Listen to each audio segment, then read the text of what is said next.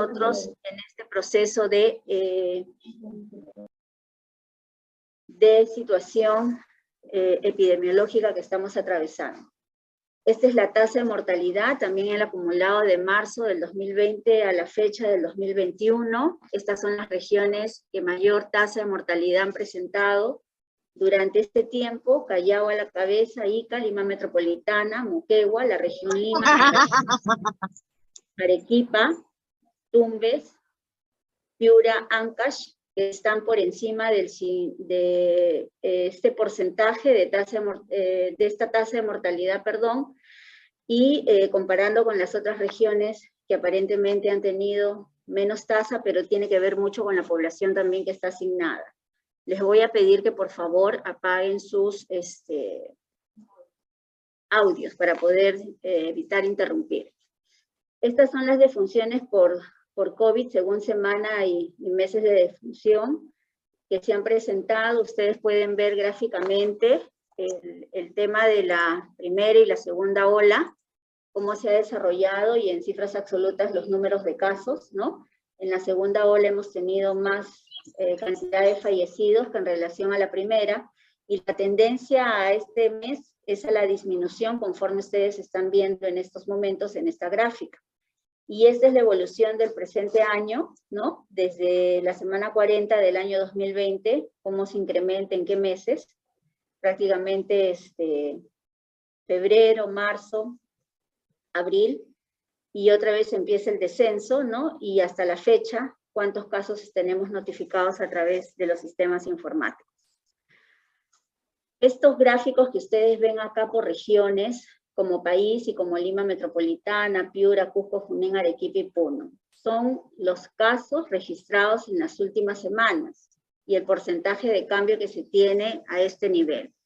En este punto me voy a detener y voy a precisar. El sistema de información del SIS-COVID tiene que estar llenado al 100%. A través de este sistema informático estamos monitorizando cómo está el número de casos, cuántas necesidades de camas UCI hay, cuántas necesidades de camas hospitalarias tenemos. Y de acuerdo a esta información, que incluye también el consumo de oxígeno, y ahora con el nuevo sistema que es el Renoxi que se ha implementado el 1 de octubre, estamos haciendo la programación de los medicamentos, de los insumos y del consumo de oxígeno. Si no registran en el sistema tanto los hospitales como los establecimientos de salud, no vamos a tener forma de poder hacer una programación óptima o necesaria, de acuerdo realmente al impacto que se está teniendo en relación a esta situación epidemiológica que nos encontramos. Si ustedes ven en esta diapositiva y ven el último reglón, que es Puno, aparentemente Puno desde el 4 de octubre no ha registrado información. Y registrar quiere decir colocar el 0. Si no ha habido casos, colocar 0 para que pueda marcar la gráfica. Entonces, esta información es importante para que ustedes vean cómo en los últimos 30 días el número de casos ha ido disminuyendo, y aparentemente en algunas regiones estaríamos plana. Esperemos que de acuerdo al registro que están haciendo las regiones en el sistema de información que es el SIS-COVID, sea el adecuado. Los datos son los que nos van a permitir tomar decisiones y a la vez también programar los medicamentos, los insumos, el oxígeno, el mantenimiento preventivo de los equipos que ustedes tengan y que estén operando, y también todo lo que corresponde a los servicios que podamos transferir de acuerdo a los planes que se han programado. Entonces estamos viendo que en este caso Puno no ha registrado, desde el 4 de octubre no ha registrado casos, y por ahí también Cusco no ha registrado casos desde el 8 o 9 de octubre. En la siguiente lámina están las otras regiones. En la misma situación se encuentra Lambayeque, su último registro ha sido el 1 de octubre. Luego no presenta registros, al igual que Ayacucho, al 8 de octubre. Si no registramos, vamos a tener una falsa información y por lo tanto la programación de las necesidades que se requieran tampoco van a ser las más próximas o las más idóneas para poder abastecernos de lo que sea necesario. Entonces, vuelvo a decir, los sistemas informáticos son prioritarios y se tienen que registrar en el día para ver realmente el comportamiento y la evolución de la situación de la pandemia que tenemos cada uno en nuestra región. En esta lámina está otro grupo de regiones y acá se observa que hasta el 9, ¿no? Han venido registrando la gran mayoría, me parece que excepto Tumbes, que está ahí colocado, para poder ver cómo ha ido el avance de la evolución de los casos. Huancavelica solamente se ha quedado hasta el día 8, falta registrar, y así sucesivamente. Necesitamos fortalecer el sistema de información, tanto en los establecimientos de salud a través del sistema informático, como en los hospitales. Estas son las defunciones confirmadas por COVID según ámbitos de ocurrencia, ¿no es cierto? Y ustedes ven dos gráficas, o dos líneas, perdón, tanto en la parte urbana, que está graficada en línea azul, y en la parte rural, que está graficada en la línea marrón. Entonces, hay mayor casos fallecidos, ¿no? En la parte urbana, pero que en las últimas semanas ha habido una gran disminución y es sostenida, ¿no? Esperemos que con el proceso de vacunación que se está desarrollando y que se está implementando fuertemente a nivel nacional, podamos nosotros determinar y poder un poco paliar el tema del incremento de esta tercera ola, para lo cual nos estamos preparando.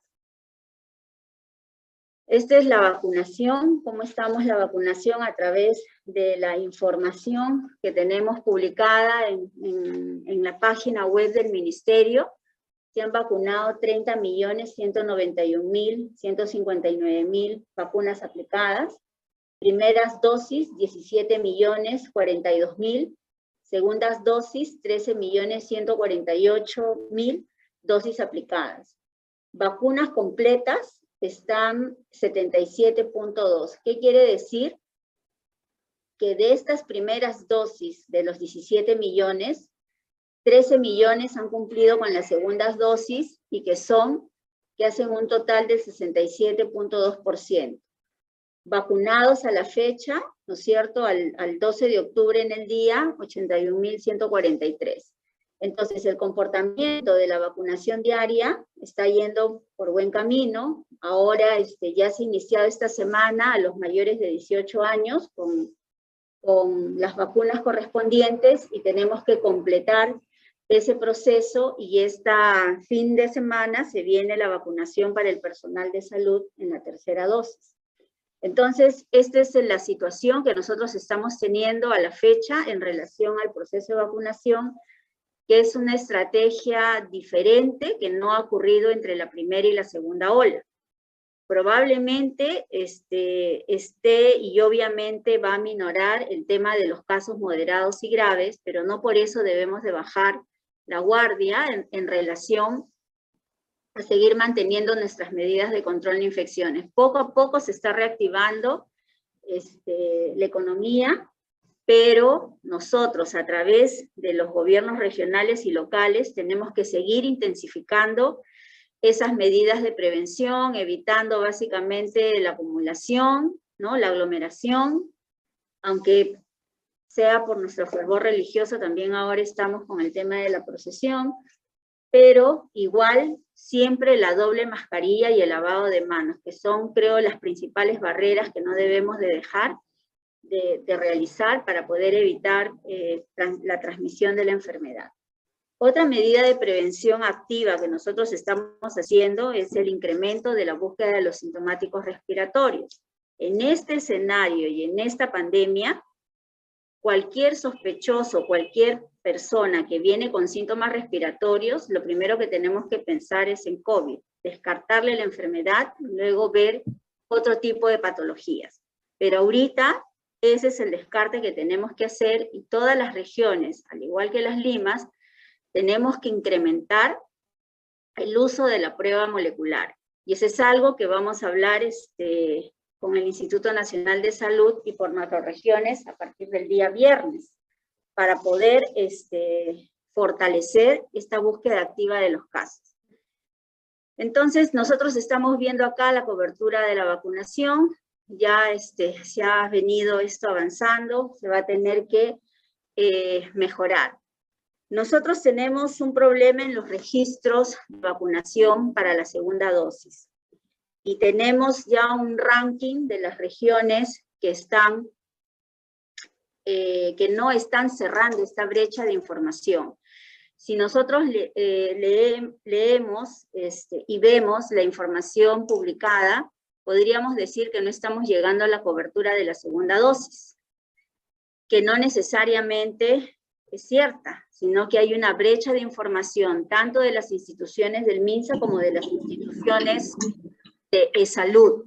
Entonces tenemos que poner nuestros esfuerzos en poder cerrar estas brechas, y están a la cabeza las siguientes regiones. Está, bueno, es Salud, que tiene una brecha grande, que ya lo está viendo el despacho viceministerial, las coordinaciones, la Dirección General de Intervenciones Estratégicas en Salud Pública también, para poder cerrar, pero a través de las regiones tenemos que presionar para que Salud complete estas segundas dosis. Y sigue en el rango la Diris Norte, está Cusco, está Huánuco, Ucayali, Lima Provincias, Ancash, La Libertad, Loreto, Tumbes, Ica, Apurímac y Tacna, que son las principales o los que tienen el mayor número de brechas por digitación, y eso lo tenemos que cerrar en el más breve tiempo. Esto ya lo han venido también trabajando con la Estrategia Sanitaria Nacional de Inmunizaciones a través de la DIGEPS, pero es necesario cerrar. Tenemos a la fecha, al corte del 8, una brecha de digitación de 2.700.000 dosis, y es lo que nosotros tenemos que ir cerrando poco a poco, estableciendo estrategias. Se han distribuido, se han transferido recursos a través de los diferentes decretos de urgencia. Tenemos el tema de las transferencias del 20%, de acuerdo al estado de la disponibilidad presupuestal que se tiene, que se ha transferido a través del CIS. Tenemos, bueno, las horas complementarias o las horas prestacionales que están desarrollándose en los centros de vacunación. Tenemos horas complementarias que se han distribuido y que se están programando a nivel nacional, fuera de las guardias comunitarias y fuera del PROFAM. Entonces, hay formas de poder nosotros realizar y empezar a cerrar estas brechas, que es importante para poder realmente medir si realmente estamos coberturando al 100% de la población. Muy bien, entonces los distritos con notificación de casos en las últimas semanas del 2020, de acuerdo a la semana 17, 18, 19 y 20, que no registran casos, empezamos en la semana 17 con 781 distritos sin caso y en la semana 20 con 1.375 distritos sin casos. Eso es lo que se viene notificando a través del Notivea y lo que nosotros estamos viendo, ¿no? A través del sistema de información. Una de las cosas que también es necesario que sepamos todos es que se ha trabajado bastante el tema de las plantas de oxígeno medicinal y cuántas están operativas a nivel de las regiones. Y se está contabilizando todas las plantas, tanto del Ministerio de Salud, tanto de los municipios y de otras instituciones. Y nosotros tenemos a nivel nacional 360 plantas operativas que producen al día 255 toneladas por día de oxígeno. Este es el mapa, todas las regiones prácticamente tienen sus plantas de oxígeno implementadas, de acuerdo a la necesidad. Muchas de ellas se han implementado a través del Ministerio de Salud, de los convenios que se ha hecho con la Universidad Nacional de Ingeniería, ahora con legados, y las propias que las GORES también han gestionado para poder adquirir sus propias plantas, ¿no? Entonces, esta es la situación de plantas que tenemos a nivel nacional, que es un escenario diferente a lo que hemos probablemente tenido en la primera ola, ¿no es cierto? Y en la segunda, y se ha ido poco a poco incrementando.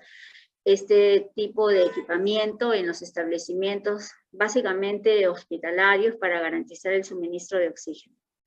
Esta es la disponibilidad de oxígeno que tenemos nosotros a nivel nacional al corte del 8 de octubre. Todos estamos en verde y lo que se mide son los días de disponibilidad que tenemos en todas las regiones. Tenemos como en algunas de ellas para 25 días, para 26 días, ¿no? Y el mínimo es casi 2 días. Y en ese sentido es necesario tener en cuenta el abastecimiento que se tiene con los propios GORES que han realizado sus contratos regionales, la distribución que se hace de CENARES, ¿no es cierto?, también a las regiones, y la necesidad o la capacidad de almacenamiento que puedan tener cada ejecutora o cada hospital para poder tener la ración del oxígeno. Esta información es a nivel de todas las instituciones. Ustedes ven la gráfica, habla del Ministerio de Salud, los gobiernos regionales, salud, sanidades y privados. Esta segunda lámina solo corresponde al Ministerio de Salud y a los gobiernos regionales, y también estamos todos en verde en este corte, en este momento. Hay cantidad de oxígeno suficiente en las diferentes regiones, de acuerdo a la disponibilidad que se marca, y esta información se recoge a través del sistema del SIS-COVID, ¿no? Y que ahora se está trasladando a partir del 1 de octubre al RENOXI. Necesitamos que ese sistema de RENOXI, que ya la DIGEMIT se ha implementado, se han hecho las capacitaciones a las DIREMIT, al personal, tanto de los hospitales como de las DIRESAs y establecimientos y redes, tiene que estar registrado al 100%, porque de acuerdo a ello se va a abastecer la cantidad de oxígeno que se necesita para el nivel nacional, y sin esa información, lamentablemente no vamos a poder hacer los requerimientos en forma oportuna. Entonces, es importante los sistemas informáticos, y en ese caso el RENOXI, que se ha implementado a partir del 1 de octubre, y hay regiones que todavía no lo están utilizando, y necesitamos fortalecer ese proceso de información. Este es a nivel de Lima Metropolitana, tenemos a todos los hospitales, ustedes pueden ver en el gráfico inferior el total de oxígeno, el total de consumo, perdón, en la línea gráfica roja que tenemos al momento, y cómo tenemos el total de oferta, ¿no? Tenemos una oferta regular en estos momentos, no está viendo la cantidad del consumo de oxígeno como lo hemos visto probablemente en semanas, meses anteriores. Se ha transferido a favor de los gobiernos regionales y las DIRIS presupuesto para mantenimiento preventivo de plantas generadoras de oxígeno medicinal a través de este decreto de urgencia. Estamos ya entrando a hacer el monitoreo para la ejecución de los mismos. Tenemos algunas plantas que en el momento fuera de las 360 están inoperativas. Se ha transferido estos presupuestos para que podamos realizar el mantenimiento preventivo y también el correctivo de ser necesario para todas las regiones. Vamos a empezar ya a hacer el seguimiento para ver la ejecución del mismo, a fin de que las plantas que no estén operativas, obviamente con este presupuesto, podamos regularlas, darle el mantenimiento que corresponda y que puedan volverse operativas y que sumen más a la cantidad de producción de oxígeno. Las plantas que están inoperativas al momento corresponden a estas 6 regiones: La Libertad, Lima Metropolitana, Cusco, Loreto, Huánuco, Apurímac y Puno. Muchas de ellas probablemente porque falta el mantenimiento preventivo, otras que se ha malogrado algún accesorio, y eso obliga que con el presupuesto que se ha trasladado podamos resolver estas deficiencias y podamos recuperar la operatividad de estas plantas. En líneas generales, de acuerdo a los análisis que se ha hecho, tenemos una brecha de oxígeno medicinal colocándonos en el escenario desfavorable, de acuerdo a los datos que han sido presentados por el CDC. de menos 148 toneladas por día. Esa sería nuestra brecha, colocándonos en el peor escenario de la pandemia, ¿no?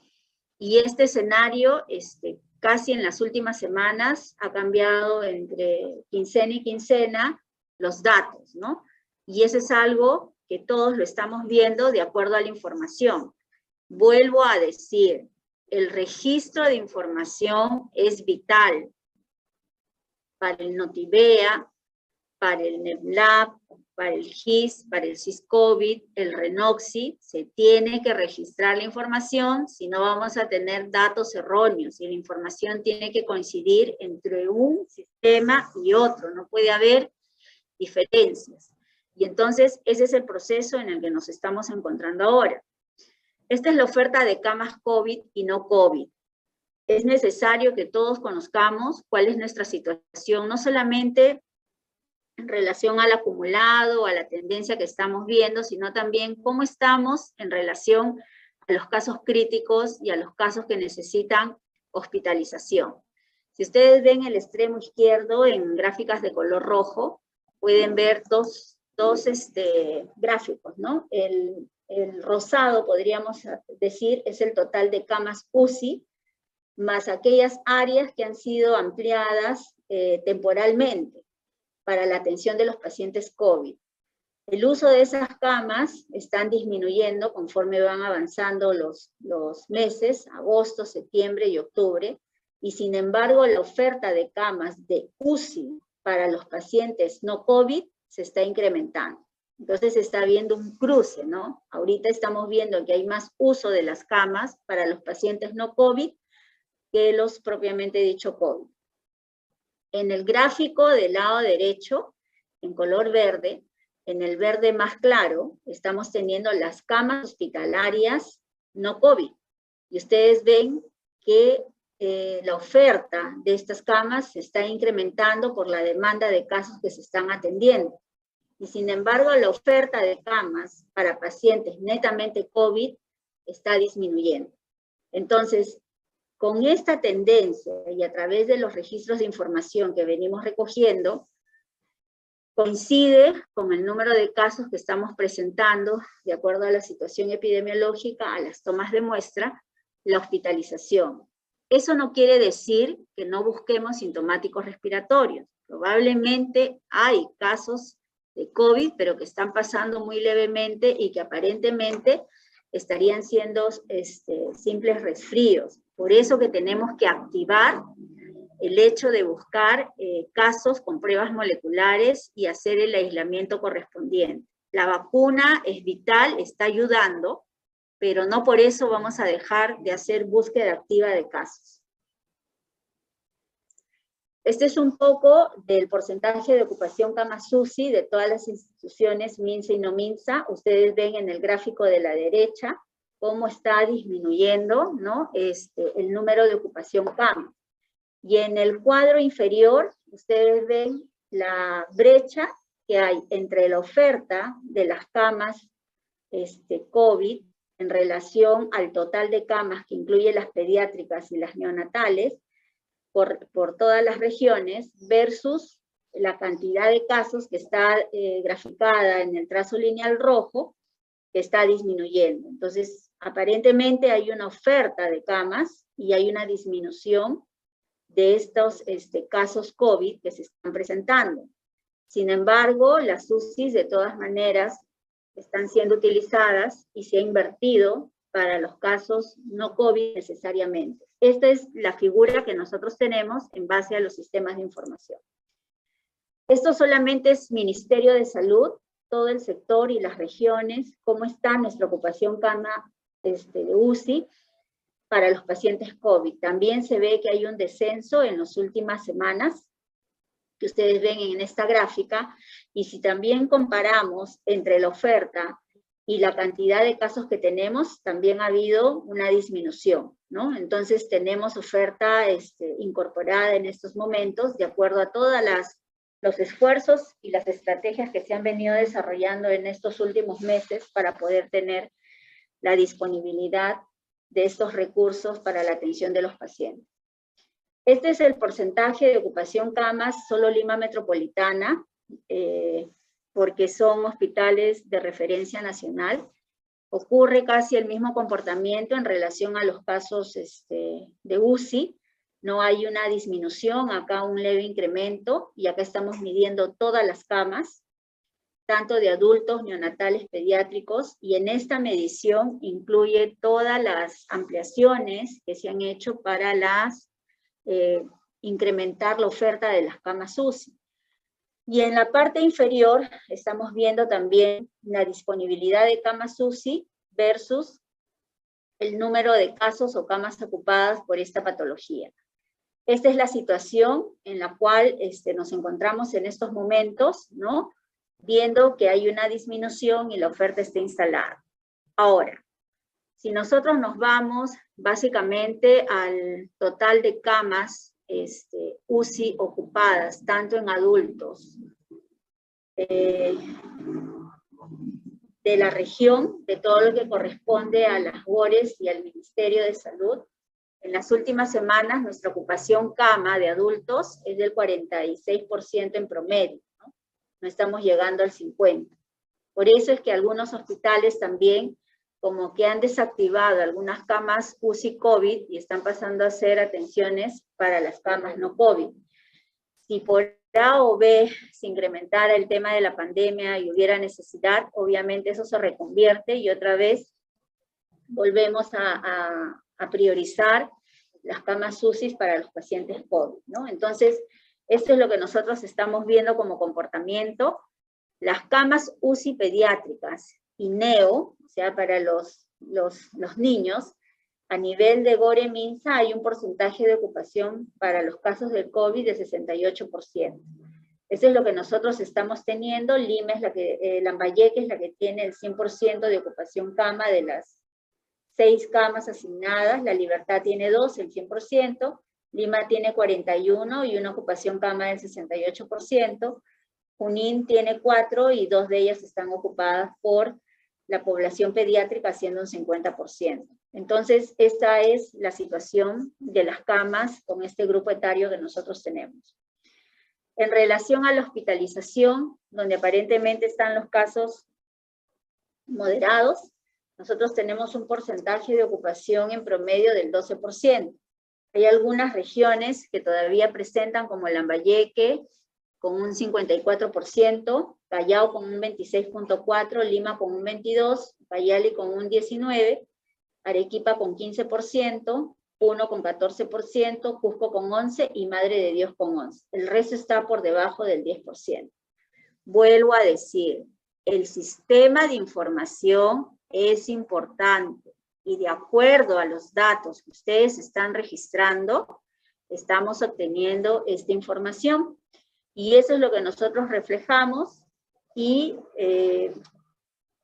tomamos decisiones, pero también comparamos con los datos de laboratorio, con los datos notificados en la CDC, con los datos que se vienen registrando en los otros sistemas, para que haya coherencia. Por eso vuelvo a decir, es muy importante que utilicemos y registremos nuestra información en los sistemas informáticos correspondientes.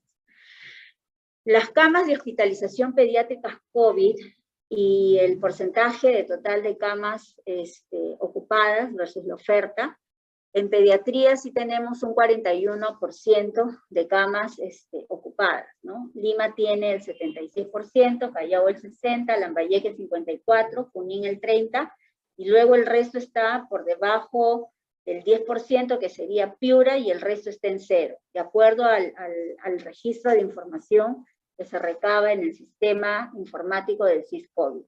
Nuestro porcentaje de cama de hospitalización pediátrica estaría al 41% en relación a la oferta de camas que tenemos disponible. Eso es la situación a nivel país en relación a la búsqueda de casos, a los casos acumulados, a la tasa de mortalidad que hemos visto, al proceso de vacunación y a la oferta hospitalaria que tenemos, ¿no es cierto?, y a la demanda en relación al corte del 8 de octubre, de acuerdo a los sistemas informáticos.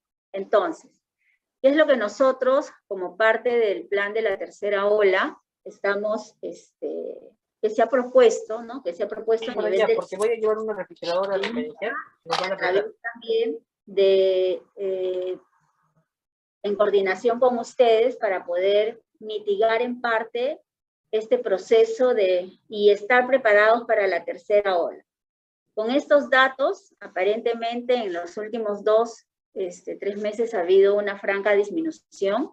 Estamos un poco en horizontalización. Sin embargo, tenemos que estar expectantes y tenemos que estar preparados. Nuestras herramientas básicas, el proceso de vacunación y las normas de control de infecciones. Uso de mascarilla doble obligatoria, el lavado de manos y las no aglomeraciones. Esa es la tendencia que nosotros estamos viendo a la fecha y por eso nos estamos preparando ante esa inminente tercera ola. Entonces, nosotros dentro del Ministerio de Salud y dentro del plan de la tercera ola hay 7 objetivos. Cada gobierno regional ha hecho su plan en el marco de esos 7 objetivos. Cada dirección DIRIS ha hecho también su plan en el marco de esos 7 objetivos y también los hospitales. En ese sentido, una de las cosas o las falencias que se ha tenido en esta última, entre la primera y la segunda ola, es la falta del oxígeno. Por eso es que se ha establecido o se está estableciendo dentro del ordenamiento los anillos de contención. Entonces, la comunidad ha brindado plantas de oxígeno a través de los gobiernos locales y probablemente también de los gobiernos regionales. En el primer nivel de atención están los concentradores de oxígeno más balones de oxígeno que han sido distribuidos. En el segundo nivel están entrando las cánulas de alto flujo, más plantas de oxígeno y balones, obviamente. Y en el tercer nivel están entrando todo lo que corresponde a los kits UCI, las cánulas de alto flujo, plantas de oxígeno, los isotanques y tanques. Entonces, hay un tema de operativización, de establecer anillos de contención. Si yo vacuno al 100%, logro la segunda dosis, busco intensamente los sintomáticos respiratorios y los aíslo como primer nivel de atención, voy a evitar probablemente que tengamos personas en las condiciones de moderados y graves. La idea es hacer esa contención en el primer nivel de atención y por eso tenemos que establecer los anillos. Y también ver el comportamiento epidemiológico de cómo vamos y qué es lo que nosotros, de acuerdo a los recursos que tenemos, vamos a organizar estos anillos de contención. Entonces, dentro del marco de estos objetivos del plan de la tercera ola, a nosotros nos corresponde fortalecer la capacidad de respuesta para la atención de pacientes en los servicios de salud entre la segunda y la probable tercera ola pandémica, ¿verdad? Entonces, la estrategia que se ha venido implementando y nosotros en la Dirección General de Operaciones un poco recoger esas intervenciones que se han venido realizando y estandarizar un poco el manejo de ellas, es con la implementación de los centros de atención temporal para el aislamiento de los pacientes y los COT, que son los centros de oxigenoterapia. Entonces, a la fecha nosotros tenemos en los gobiernos regionales estos CATs implementados, ¿no?, que son 91 y que ascienden a un costo total de 53 millones de soles que fueron transferidos el año pasado a través de un decreto de urgencia y que se han implementado, ¿verdad? Estas son las provincias y estos son los CATs que se vienen desarrollando. Al igual, se tienen CATs en los establecimientos de salud. La Vía Panamericana aproximadamente ha atendido 42.000 personas entre asegurados, SIS y otros seguros. Y esto es lo que tiene Salud, 19 CATs implementados a nivel nacional y haciendo un total de 3.501 camas aisladas. Entonces, esta es la implementación de avance que se tiene en relación al año pasado. Muy bien. Esta diapositiva que sigue,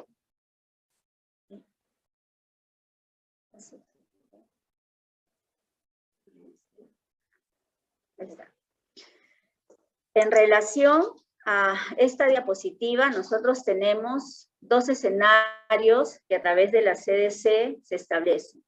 El escenario probable y el peor escenario. Nosotros estamos preparándonos para un peor escenario. Por eso que se están incrementando y se está solicitando el incremento de las pruebas moleculares, la búsqueda activa, se ha acelerado el proceso de vacunación, y también lo que se quiere es tener una oferta hospitalaria que permita, en cierto modo, mitigar o paliar la oferta hospitalaria que hemos tenido como deficiencia en las anteriores olas, y de las lecciones aprendidas, prepararnos para este probable evento. Entonces, en el escenario probable, el tema de fallecidos es lo que marca, son 43.664 se espera, 13.000 pacientes hospitalizados en UCI, y en hospitalización regular 272.000. Pero si nos vamos al peor escenario, esto casi se duplica en 486.000 hospitalizados, en condición moderada, en la condición crítica de UCI 24.000, y en los fallecidos 82.111. Este es el peor escenario, ¿no es cierto?, que nosotros tendríamos de acuerdo a los datos que se tienen registrados a través del CDC, y eso es lo que está publicado. Ahora, en el actual escenario, el anterior era septiembre, este es al 6 de diciembre, se ha establecido, 6 de octubre, se ha establecido otra vez una actualización de los escenarios, el conservador y el peor escenario. En esto ustedes pueden ver que el número de hospitalizados disminuye, ¿no es cierto?, a 172 en el estado conservador, y en el peor escenario a 345.000. Los hospitalizados, llamemos en UCI, en casos moderados, el conservador 8.639, y en el peor escenario 17.000. Fallecidos 24.000 en el escenario conservador, y en el peor escenario 54.000. Entonces hay una evolución, los escenarios están cambiando de acuerdo a la conducta que estamos teniendo de los casos, ¿no?, en esta situación, pero eso no quiere decir que bajemos la guardia. Por lo tanto, creo yo, y todos ustedes también, que el incidir en el proceso de vacunación, y ahora incidir en estos momentos en la búsqueda de casos con pruebas moleculares, inclusive en los pacientes asintomáticos, es vital. Los laboratorios regionales tienen pruebas para poder realizar el descarte para la PCR, y el INS está fortaleciendo con equipamiento y con recurso humano.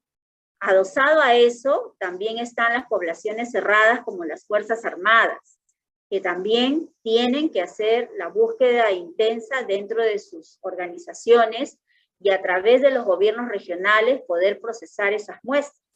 Entonces hay todo un proceso de planificación que se viene desarrollando con la finalidad de maximizar el proceso de vacunación con las vacunas que se están distribuyendo a nivel nacional, más la búsqueda activa del sintomático respiratorio para descartar COVID. Recordemos que el proceso que se está realizando para descarte, se está midiendo 4 tipos de virus.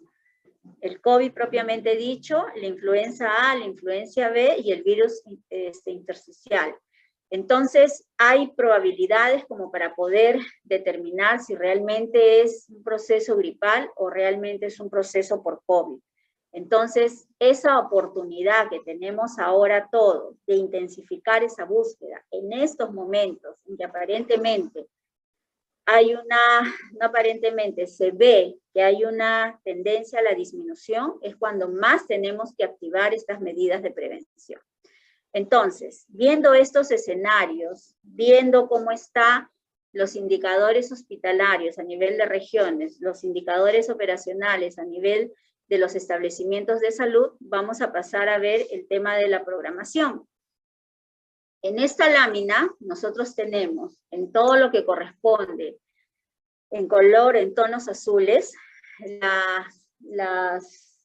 los COT, ¿no es cierto?, que son los centros de oxigenoterapia, y los CAT, que son los centros de aislamiento temporal, en las gráficas y en las columnas de color amarillo. Está congelado la pantalla. ¿Sí? No, sí está avanzando, capaz es en su sistema o en su computadora. Sí se visibiliza el avance, doctora, sí se visibiliza. Gracias, doctor Izquierdo. Entonces, en base a ese escenario epidemiológico, en base a esos avances que nosotros estamos viendo, nosotros hemos visto poder programarnos racionalmente y oportunamente estar preparados para esta tercera ola. En ese sentido, es necesario incrementar obviamente la oferta hospitalaria, ¿no? Prepararnos para eso.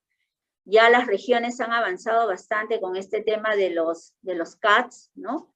Y de los COT. Entonces, en estas dos primeras columnas, en esta primera se han implementado a nivel nacional 14 COTs, y ahí están en qué regiones están implementadas. En la macro regional centro, ninguna. En la macro regional norte, 9. En la macro regional oriente, 4. En el sur, 1. Y en total serían 14 COTs que están implementados. Lo que queremos nosotros con este plan es implementar a nivel nacional 224 COTs, donde vamos a brindar el aislamiento, el oxigenoterapia, el seguimiento clínico del paciente, ¿no? Porque se entiende de que en sus primeros estadios, si está aislado y por ahí se puede complicar, podemos atenderlo de acuerdo a nuestro nivel de complejidad. ¿Cuántas camas tenemos ahorita instaladas con estos 14 COTs? Son 222 a nivel nacional, pero si incrementamos a los 224 que queremos, estaríamos ampliando a 2.714 camas. En total, nosotros tendríamos 238 centros con oxigenoterapia a nivel nacional, teniendo un total de 2.936 camas disponibles para poder brindar este servicio. Esto sería en relación a los COTs que nosotros venimos desarrollando y que se está planificando. Quiero que por favor las regiones tomen en cuenta el escenario epidemiológico en que estamos. Hay una programación que ha sido remitida, ¿no es cierto?, a nivel central, y de acuerdo a los criterios y a los escenarios en que nos estamos moviendo en este momento, estamos acercándonos a un escenario, en esta primera etapa, a un escenario, al peor escenario, pero teniendo en cuenta cómo está siendo nuestra evolución. Entonces, esto es en relación a los centros de oxigenoterapia. En relación a los centros de aislamiento, se han implementado 70 a nivel de la región, 16 en la macro regional centro, 25 en la macro regional norte, 15 en la macro regional oriente y 14 en la macro regional sur, teniendo 70 CATs implementados. ¿Qué queremos hacer? Implementar 55 CATs más, centros de aislamiento temporal, de acuerdo a lo que quisiéramos implementar al 100% de las regiones. Estos CATs implementados que nosotros tenemos ahorita, que están funcionando, de estos 70 tienen 1.052 camas implementadas. Si nosotros subimos a 55 CATs, vamos a tener 2.140 camas implementadas. En realidad, al final tendríamos 158 CATs con 3.192 camas implementadas, que obedece a un total de servicios de 17.768 servicios. Es decir, por cada paciente, por 14 días que va a estar aislado, tiene un costo.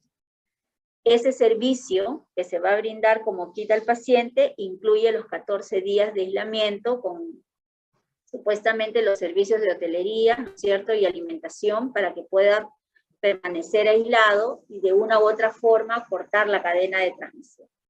Ahora, nosotros hemos analizado, y esto lo va a ahondar ya la DGAI, el doctor Helbel Revilla y su equipo está conectado con nosotros. Hay un listado de ampliaciones de estos centros de atención temporal que tienen código RENIPRES.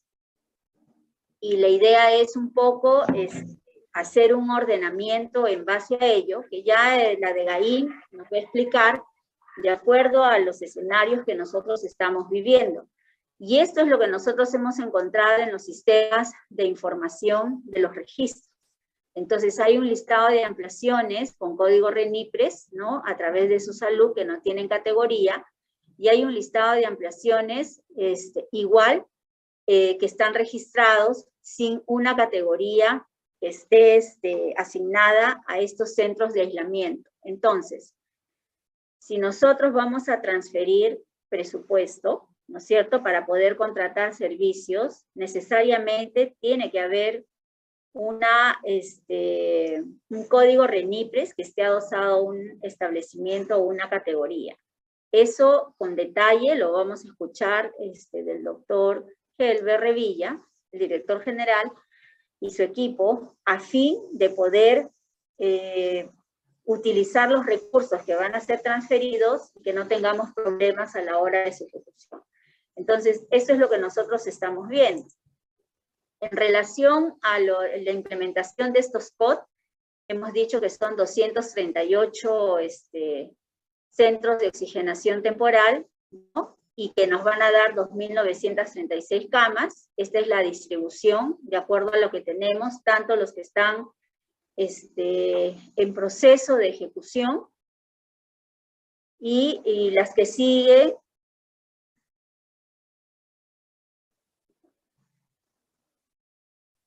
son las que están asignadas a cada establecimiento. De preferencia se ha buscado establecimientos 1.4 y 1.3, tengan la disponibilidad y los espacios necesarios a fin de poder transferir los recursos y podamos tener a la mano, y también los bienes, porque va a venir un kit para estos centros de oxigenoterapia que han sido aprobados por bien y que están siendo programados por la DIMON. Entonces, entre todos estamos viendo ya la adquisición de estos bienes para que puedan ser implementados. Entonces, estos son a nivel de cada macro, cuántos COT están asignados a qué establecimiento de salud.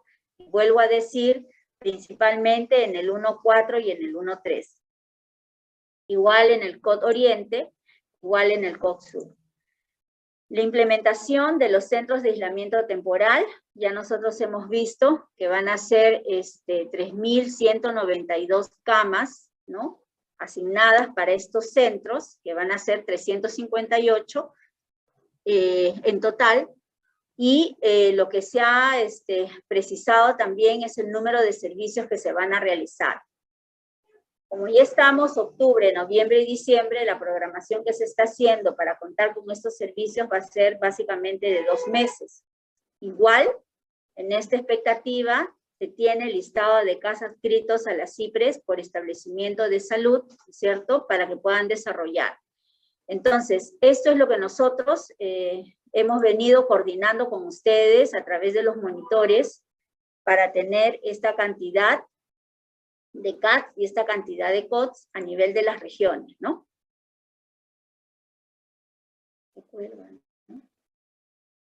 Okay. Esta es la macro regional norte, está identificado en qué establecimientos de salud. Esta es la macro regional oriente y esta es la macro regional sur. Entonces, nosotros en el cierre de brechas de camas hospitalarias teníamos un cierre de 6.041 camas, y entre CAT y el COT, sumando las que nosotros estamos presentándoles ahora, tendríamos un total de 5.128 camas, haciendo un cierre de brechas del 84%. Vuelvo a decir, en el peor escenario, ¿está bien? Pero eso es lo que nosotros en esta primera etapa estamos queriendo fortalecer, viendo también cómo está la tendencia de los casos. Ahora, también se ha hecho un análisis de la red de camas hospitalarias, tanto en UCI, en los cuidados intermedios, UCIN, para la asignación de kits de UCI y también las cánulas de alto flujo.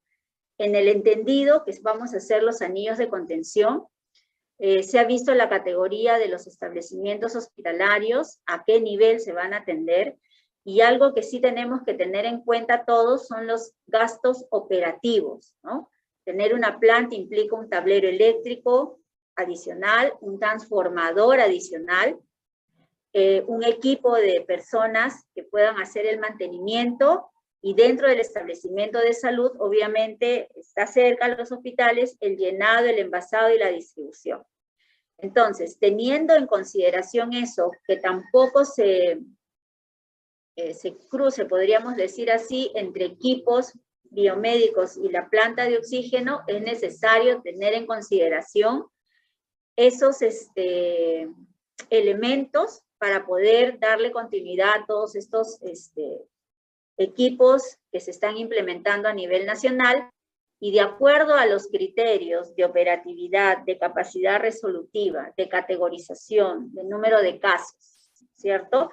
De número de casos y del compromiso de implementación de las regiones, se ha hecho una distribución, y el día de ayer hemos tenido una reunión con nuestros hospitales y las DIRESAs también, para poder socializar esta distribución que se va a realizar con la finalidad de tener un número de camas adecuado y un número de camas con cánulas de alto flujo, porque tienen que tener sus criterios, ¿no? Las cánulas de alto flujo consumen bastante oxígeno y mínimo tienen que tener un isotanque que permita abastecer, y a través de las redes, el oxígeno necesario para poder combatir o paliar estos casos de COVID. Entonces, hay ya una distribución, ha habido una primera distribución de 300 kits, ahora se va a hacer una segunda distribución de 346 kits más, y también las cánulas de alto flujo. Y ayer se ha estado viendo a nivel de las regiones, otra vez digo, de acuerdo al escenario epidemiológico, toda la distribución que se va a dar para poder fortalecer los hospitales regionales de cada región y podamos, en parte, tratar de resolver los problemas en el caso hayan pacientes de mayor compromiso o cuidado, o se necesiten para cuidados críticos. Estas son las redes de camas hospitalarias que nosotros tenemos a la fecha, de acuerdo al reporte que tenemos en el F500 del SIS-COVID, son 851 camas que tenemos asignadas al país. 300 kits se han entregado por este decreto de urgencia 01, que son 300, se supone que son 300 camas más, y los nuevos kits que se van a distribuir, que son 300 más 46, son 346, cánulas de alto flujo 383, cada cánula de alto flujo, los kits que se van a distribuir, cada 15 tienen que tener una planta de oxígeno medicinal y adosada un isotanque, ¿no?, de almacenamiento de oxígeno. Entonces, nosotros vamos a salir ya a supervisar, o ya han estado supervisando, que los kits de UCI entregados tienen que estar instalados, no pueden estar en el almacén, teniendo en cuenta la operatividad de los servicios. Y de acuerdo al sistema informático que ustedes registran en este SIS-COVID del 500, vamos a ver la operatividad de camas. Si yo tengo 20 camas y solamente 5 están ocupadas, entonces tengo que colocar que 5 están ocupadas y 15 están disponibles. Porque de acuerdo a ello, con el doctor Wilfredo Solís de la DIEM, vamos a hacer los requerimientos y el plan de mantenimiento de estos equipos. Pero si no están registrados debidamente, no vamos a poder avanzar en este proceso. Entonces, la DIMON, a través del sistema informático, está haciendo el monitoreo del registro de la información. Eso nos sirve para tomar decisiones acá en relación a lo que es equipamiento, mantenimiento, y todo lo que corresponde a esta actividad preventiva para poder seguir operando en los servicios. El cierre de brechas, entonces, de las camas de UCI hospitalarias era de 589. Tenemos camas ahorita con 851 camas de UCI. Tenemos 300 kits que han sido entregados, 46 están en proceso, 300 por entregar, haciendo un total de 1.479 camas. Esto hace un porcentaje del 100%, situándonos en el peor escenario. Nosotros sabemos que la disponibilidad de kit UCI es necesario porque muchas unidades de cuidados intensivos no COVID pasaron a ser COVID. No podíamos atender la otra demanda, que debe haber demanda insatisfecha. Y de acuerdo a los resultados que nosotros estamos viendo, se está invirtiendo estos indicadores, se está viendo más uso de camas UCI en no COVID y está bajando el caso del uso de camas UCI para los pacientes COVID, ¿no? Entonces es un poco lo que nosotros queremos socializar con ustedes. Estos son los indicadores KIPI que van a ser monitorizados por la DGOS, que todos ellos van a ser obtenidos de los sistemas informáticos del SIS-COVID, que deben estar llenados adecuadamente, y hay una línea de base que se ha obtenido el 23 de agosto, y se está haciendo el monitoreo, ¿no?, de cómo estamos registrando esta información. Hay ajustes que hay que hacer al sistema, ¿no es cierto?, que se está trabajando con la OPTI, pero esa es parte del proceso de información que necesitamos tener. Por eso se quiere saber cuántos CATs están ocupados, cuántos COTs están ocupados, y en base a eso poder avanzar. Aquí está la máscara del registro COVID, los roles que se tienen que dar, que ya más adelante se va a precisar y se va a incidir mucho en el registro de estas dos estrategias, que son los CAT y que son los COTs. La directiva sanitaria del COTS está por salir, ya de eso nos hablará el doctor Mario Izquierdo, de cuáles son los lineamientos que se están sacando, y esa es una directiva que ya está para la firma. Entonces, cerrando el tema de la situación del COVID, solamente voy a presentar unas 3 o 4 láminas más de cómo están los establecimientos del primer nivel de atención en relación a las actividades no COVID. Tenemos 8.148 establecimientos del primer nivel de atención, 1.636 tienen categoría 1, 3 y 1, 4. Estos son todos los que están registrados a nivel nacional. En esta lámina, nosotros hemos estado, o los monitores han estado coordinando con ustedes, quiénes tienen doble flujo y quiénes no tienen doble flujo. Sin embargo, la percepción que se tiene acá en el ministerio, en el nivel central, es que no estamos atendiendo la demanda de los no COVID. Nosotros sabemos que hemos estado implementando doble flujo, los COVID y los no COVID, ¿no es cierto? Pero de acuerdo al recurso humano, que probablemente algunos siguen en remoto, se ha podido contratar las brigadas integrales para poder hacer las visitas domiciliarias, o en su momento un poco sopesar el hecho que nuestro personal enfermaba y poder reemplazar en esa oportunidad, y otras estrategias internas que probablemente ustedes han generado, se ha abierto esos dos flujos, pero la producción de los establecimientos en la consulta externa, que también ya la vamos a analizar para patologías no COVID, más la telemedicina, se ha ido incrementando poco a poco, pero ahí viene la especialización a nivel hospitalario, ¿no? Ha habido un cierre de la consulta externa, los hospitales poco a poco están reaperturando otros servicios especializados, y poco a poco tenemos que ir incrementando también nuestra producción, ¿no? ¿Cuántos pacientes atendemos por día? En base al grupo ocupacional que se tiene, y poco a poco ir ya incrementando. Entonces tenemos que todos los establecimientos casi a nivel nacional atienden doble flujo, COVID y no COVID, y tenemos un 98.7% de ellos que están atendiendo.